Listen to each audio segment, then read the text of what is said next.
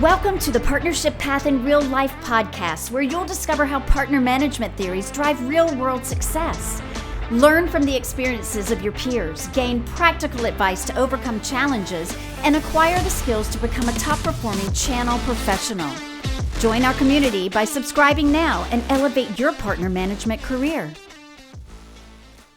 Gary, it is awesome to have you on the podcast. I got to tell you that you're one of the people that I've wanted to have on as a guest since we started this, 30, 40 episodes ago. And so I'm finally glad that you're able to join us. And I can't wait to get your thoughts on this topic today. But before we do that, I want to give you an opportunity to kind of introduce yourself to our listening audience. Tell us a little bit about what you do, where you work, and how long you've been working with partners. Thank you, John. It's really great to see you again. I've so much enjoyed and had so much value from our business association over the years. So my pleasure to be here today and do this. So thank you for the intro. I'm Gary. I'm based in the UK. I live close to Heathrow, the west of London. And the reality is I am a veteran of enterprise software in Europe. Most of my career was at Oracle, 15 years, doing just many different roles, a real broad spectrum of new business, system integration business, technology, hardware, back into alliances, channel. It was great to have the opportunity to really try many things and then, fundamentally decide on where my skills were best suited. So I had 15 years at Oracle. I had 5 years at Infor, which is obviously where we met, John. Yep. And for the last 5 years, I've been working at IFS in the UK, running their channel business.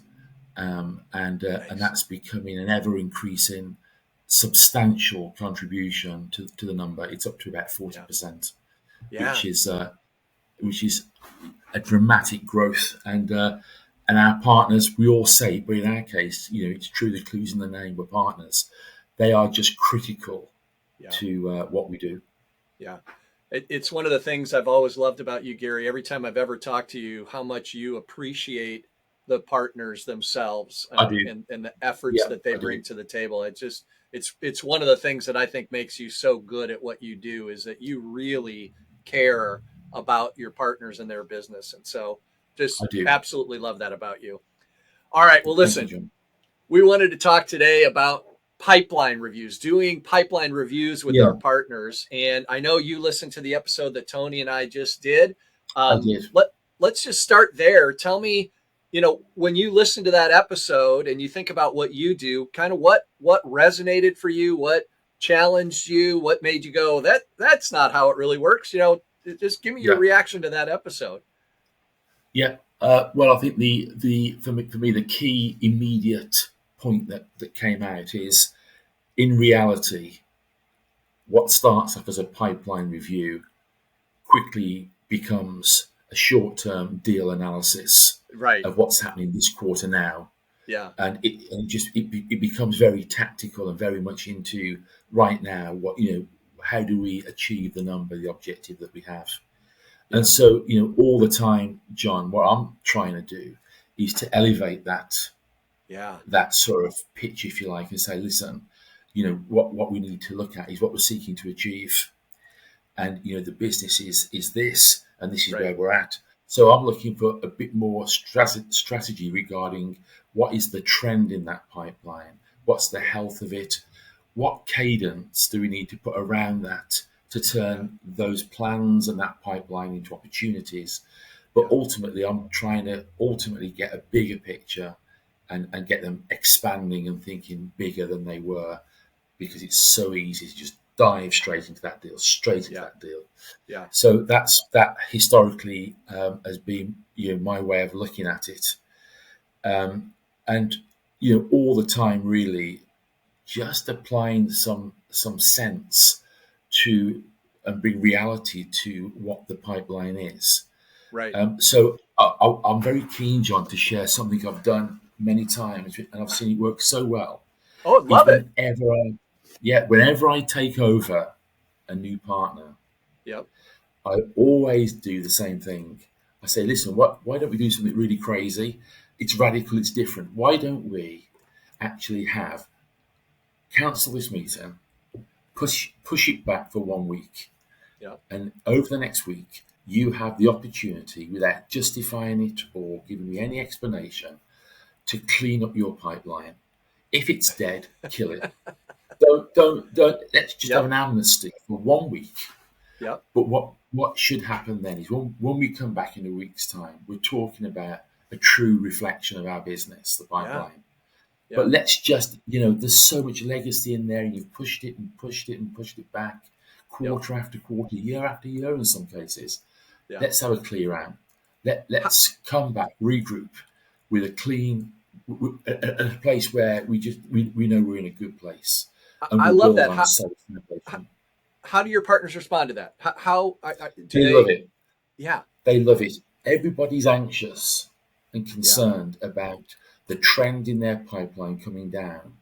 Right. And you know what? And I understand it, because all the metrics are in place to measure that, and we're looking for the up arrow all the time.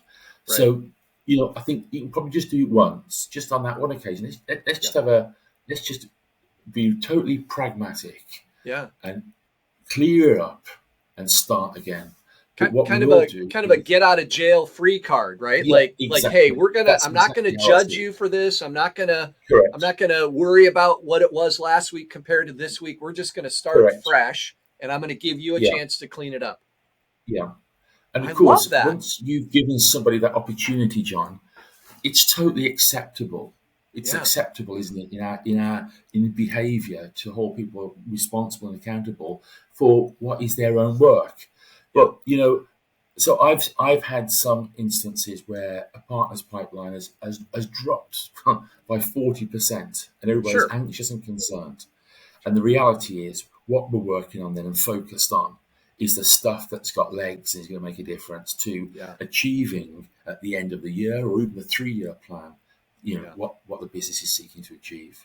So, I do try, and maybe it's an age thing to be open about just be. we may as well just start if we need to go on. Yeah, we're the clues in the name. We're partners. We're building a relationship. We're building a business. But we're not chasing shadows, because that's for crazy people. Right. So we're going to really just bring it straight back, strip it all back. This is where we're really at, and we just build on that and accelerate on that pipeline development. It's a really interesting approach, Gary, because it's not only frees the partner of whatever baggage their previous channel management, partner management stuff had, right? But it kind of gives them what an immediate trust building. We talk a lot in this podcast about building trust, right? And we've talked about a lot of different ways to do it. And that's what just jumps out at me, is that you start the relationship by essentially extending trust and saying, here's what we're going to do. I'm going to give you this get out of free jail card to kind of reset pipeline. Let's start new and fresh and make sure that everything we've got is real. Because it makes me wonder, I wonder how often, as partner managers, channel managers, how much time we spend, kind of pretending between us and the partner because we don't do what you just said. Yeah.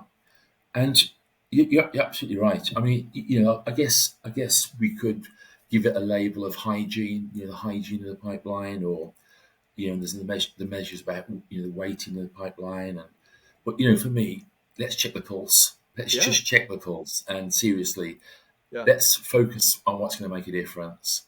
I've had many times, John, a sales director or a partner say, we've walked into a meeting room the week after we've had that initial call, and he's saying, you're going to be well unimpressed with me in a moment. You're going to be really, I'm going to really wipe the smile off your face. Yeah. And, it doesn't work, because it's absolutely fine. We may as well get ugly early. We are where we are, and together we just build it and move it forward. Well, and I wonder So too, I'm for probably me, unshockable on that point, John. I'm I pretty love that though. unshockable. Well, It's and terrible. Yeah. I wonder, for me anyway, asking partners to do that. I'm trying to put myself into that position, and I'm thinking I would also be more impressed the further the more pipeline they got rid of, right? Like You that they bet. really took me at my word. Like that would almost bring a smile to my face if they came in with Yeah. 40 or 50 or even 60% less, because it means they really took it seriously that, hey, we're going to start with a clean sheet. Like, Yeah. Yeah. And John, it's ironic because I was asked by a French colleague quite well, it's a couple of months ago now, to get involved with a French partner that I actually think them, to be open with you, yeah. from our Info time together. Okay. And this French partner, it had all come undone. It was all a bit of a mess, and Yeah. it got clouded, and it just wasn't great. And so what transpired is, how crazy is this? Is I use the expression, in some cases the pipeline has dropped almost overnight by 40%. Yeah. Well, in the case of the French partner, it went up by about 30 or 40%, because they said they were so anxious about my predecessor and his style, they lowballed everything. They had lowballed. Yeah. So actually, it was brilliant. It worked out. And I said, Yeah. look, we just don't need. It's wherever it is. The number is the number. Yeah. Managing that, and managing up regarding that. Just play it totally straight. Let's just be totally transparent. This is the number. There might be 5% either side of it in reality, but so it's a funny old game. But I find it as a good place to start. Yeah. And it works. It's historically worked well. Here's, Gary, and I've said this to you probably 100 times in the time that we've known each other. I love having conversations with you because every time you and I talk, you've taken something that we have talked about in the past and improved it 100-fold. And I absolutely love it because I get to take it then and go teach it to other people. So thank you. Because I love this very idea. Welcome, John. Yeah, very welcome. There are.